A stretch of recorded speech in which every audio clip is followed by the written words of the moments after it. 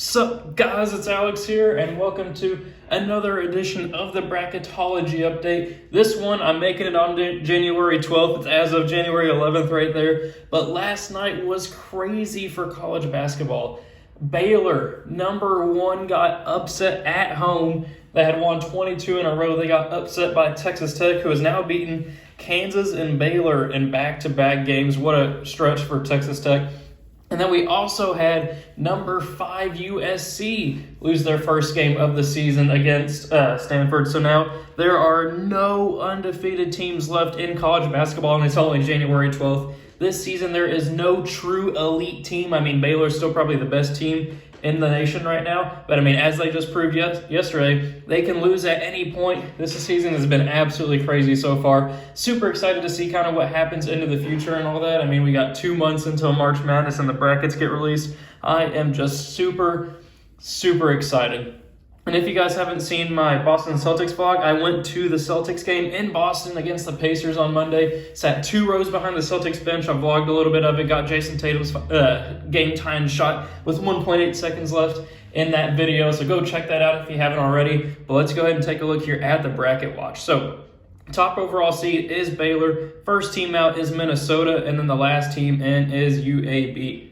So then taking a look here at the bubble. Last 4 byes. Marquette, who is a team that I think can make a surprise run in the tournament. I've been saying it pretty much all season. Shaka Smart's doing a good job with that program. Then we have Florida, Mississippi State, and St. Mary's in the last 4 byes. Last 4 in, Wake Forest, Memphis making their way back into the tournament picture. They were kind of out of it a couple of weeks ago, but now they've been stringing together some impressive wins. So they are back on the bubble in the tournament as of today.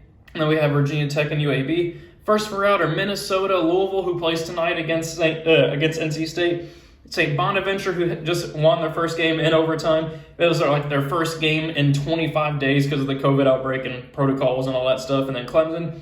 And then the next 4 out are UCF, Michigan, who is like a number 1 preseason seed. They are just having a horrible season so far. Then TCU and Texas A&M. So taking a look here at the bracket, we'll check out some movement since the last Bracketology update that I did. We have Iowa down to a 9, Kentucky down to a 5, and we have Wake Forest and Memphis there in the playing game. Ohio down to a 13, Texas down to a 6, Miami, Florida. Oh, I didn't even mention, over the weekend, Duke lost at home to Miami. I think it was by like 1 or 2 points. I think they were like 14-point favorites too, so it was a huge upset.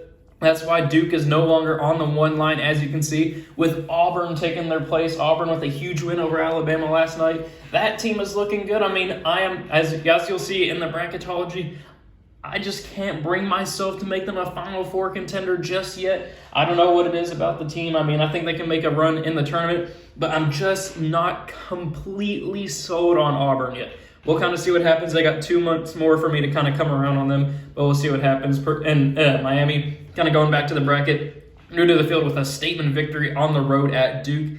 Then over there in the top right regional, we got Colorado State down to a 9, and they had been undefeated this year too, and they got absolutely blown out by 30 to San Diego State. So they fell from like a 7 seed to a 9. And we have Xavier up to a 5, UAB down to a 12, and we have Illinois up to a 4, Tennessee down to a 6, St. Mary's down to an 11, Oklahoma up to a 7, though I believe they lost last night to Texas, and then San Francisco down to a 10. Then taking a look over there at that Midwest regional, Auburn, as I mentioned, now up to a 1. They are number 4 in the AP poll as well. Then we have Indiana up to an 8, San Diego State up to a 9, as I've just mentioned. They just destroyed Colorado State by 30. Iowa State down to a 5. They lost by 1 to Kansas last night. And we have Wisconsin up to a 4, Seton Hall up to a 6, Mississippi State down to an 11, Princeton new to the field as the 14, Loyola Chicago down to a 7, Creighton up to a 10, and Kansas down to a 2. Then taking a look at the East, which Kansas had lost to Texas Tech, that's why they fell down off the 1 line. Taking a look at the East, we have UCLA up to a 1, North Carolina up to an 8, Davidson up to a 9, and we have Florida down to an 11, UC Irvine new to the field as a 14, Texas Tech a 7-4 now, but that will change. I'm sure they'll jump up to like a 6 or a 5 in Friday's Bracketology. Belmont new to the field as a 10 automatic qualifier from the OVC. and then Duke down to a 2. So, as you guys know, with every single bracketology update that I do, I fill out an Excel bracket based on what I think is going to happen in the actual NCAA tournament if the bracketology were to hold true today. So we'll go ahead and take a look here at my predictions. If you haven't already, like and subscribe so you're here for all the bracketology content leading up to the tournament and a little bit after the tournament as well. But let's go ahead and get into this thing. So obviously Baylor's going to beat the winner of Coppin State and William & Mary. Then I think that Iowa will pull off the first upset of the tournament with a 9-8 victory over BYU. Kentucky, I think, will handle the winner of Wake Forest and Memphis, which at this point, why not go with Memphis?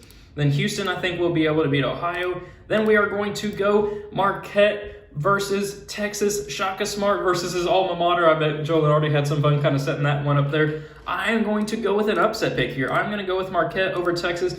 Texas is a team that I like to make a run to the Sweet 16 this year, but I like Marquette just a little bit more, and plus you got the classic 11-6 upset that likes to happen, and Texas as a 3 seed last year lost in the first round to Abilene Christian, so I got Marquette moving on there. Then we're going to have LSU moving on past Wagner. UConn will beat Miami. I don't think it's going to be a sticky win for Miami. I think that was just a crazy upset game. And then Purdue will beat Cleveland State. Then for a spot in the Sweet 16, we are going to have Baylor advancing on past Iowa. I think Kentucky can pull off the 5-4 victory over Houston. Then we'll have LSU moving on past Marquette. Marquette's kind of run is going to come to an end there. And then Purdue will beat Connecticut. Then for a spot in the Elite Eight, we have Baylor moving on past Kentucky. As much as I want to pick my Kentucky Wildcats, I just don't think they'll be able to handle Baylor yet. Kentucky just has to prove it to me. And then we'll have Purdue moving on past LSU, which sets up Baylor versus Purdue. I think this could be a national championship game, but the way the bracket shakes out this time around, it will happen in the Elite Eight. Who am I going to have moving on to the Final Four?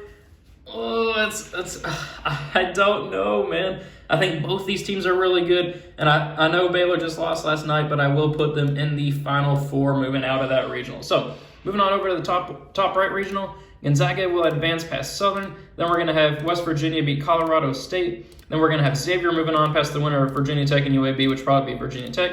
Illinois will beat New Mexico State. Then Tennessee, I think, can beat St. Mary's along with Villanova over Navy. Then I'm going to go with the 10-7 upset pick with San Francisco over Oklahoma and then Arizona over Weber State. Then for a spot in the Sweet 16, Gonzaga advancing on past West Virginia. If I can pick Gonzaga, there we go. Then we'll have Illinois moving on past Xavier. Then I think Tennessee can upset Villanova here in a 6-3 upset where they will go on to face the winner of San Francisco and Arizona, which will be Arizona.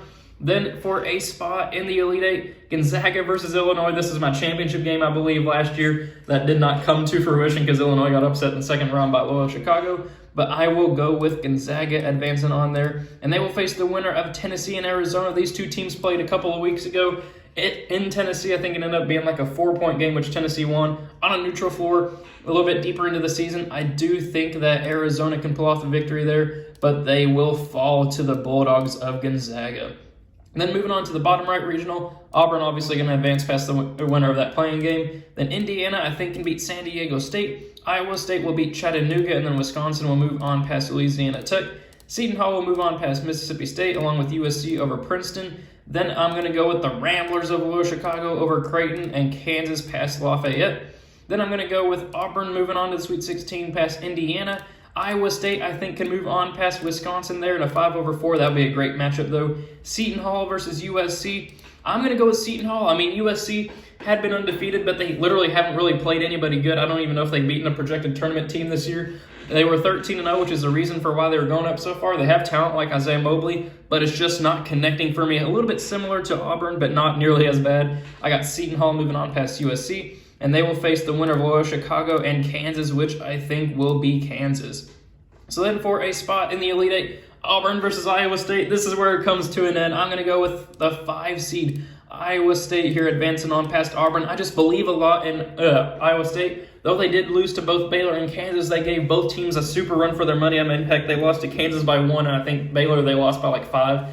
And I want to say both were on the opponent's floor too, so if it flips later on in the Big 12 season, I think Iowa State can make a run. I really like that how that team is performing right now, and they will face Kansas, who had advanced past Seton Hall. And I think on a neutral floor, I'm going to go with Iowa State advancing on to this Final Four out of this regional as a 5 seed. You got to kind of go with a little bit of a crazy pick in your Final Four. You can't just go with all chalk, so I'm going to go with Iowa State moving on. Then final region over here, we got UCLA advancing on past Gardner-Webb. Then we're going to have North Carolina or Davidson? I guess I'll go with North Carolina. Ohio State, I think, can move on past Iona, and they will face Alabama, who will beat San Diego State. Providence, I think, can beat Florida. Michigan State will move on past UC Irvine. Then I'm going to go with Texas Tech over Belmont, and then Duke over Nichols. Then for a spot in the Sweet 16, we got UCLA moving on past North Carolina in a battle with the Blue Bloods. Then we'll have Ohio State in a 5-4 upset over Alabama. Michigan State will move on past Providence, and they will face the winner of Texas Tech and Duke, which I am going to go with Texas Tech, probably the hottest team in college basketball right now. As I mentioned, they've already beaten Baylor and Kansas in the last 2 games. Duke just lost to Miami. Why not go with an upset there, 7-2 with Texas Tech over Duke? So then for a spot in the Elite Eight, we got UCLA here moving on past Ohio State, and then Michigan State versus Texas Tech. I think this is a rematch of a Final Four game back in, I want to say it was 2019, something like that. I can't remember off the top of my head. But Michigan State and Texas Tech, I think these 2 teams are sleeper teams for a Final Four run. But Michigan State and Texas Tech, who do I want to go with? Do I want to be super reactionary and go with Texas Tech, or the team that I actually think is better in Michigan State? Why not go with the reactionary, though? Why not go with Texas Tech? I think both these teams should be able to win, should make the Elite Eight. I'll go with the reactionary, get the team that is on fire right now, Texas Tech, but they will go and fall to UCLA, who moves on to the Final Four. So, Baylor versus UCLA in the Final Four. I am going to go with Baylor. I do think that they are still the best team in college basketball, though they did lose to Texas Tech last night. I mean, they just now have 1 loss along with everybody else. I still think they're the best team as of right now. Then Gonzaga versus Iowa State. As much as I want to go with the Cyclones advancing on, I got to go with Gonzaga winning that one, which sets up Baylor versus Gonzaga for the national championship game, and I am still going to go with Baylor. I think I watched that game. They had some issues late finding some offense, but I think that Baylor, with a lot of people return, or not a whole lot of people returning from last year's national championship game, I think they've established that culture, though, with Scott Drew, with that program as a number 1 seed. I think they can win the national championship. So, thank you guys for watching. I really hope you guys enjoyed it. Leave your own thoughts and predictions in the comment section below. Let me know what you guys thought of mine. I'm sure I'm going to get roasted for only putting Auburn in the Sweet 16 and not anything past that. It's just a matchup with Iowa State. Thank you guys for watching. Hope you enjoyed it, and I will see you all later.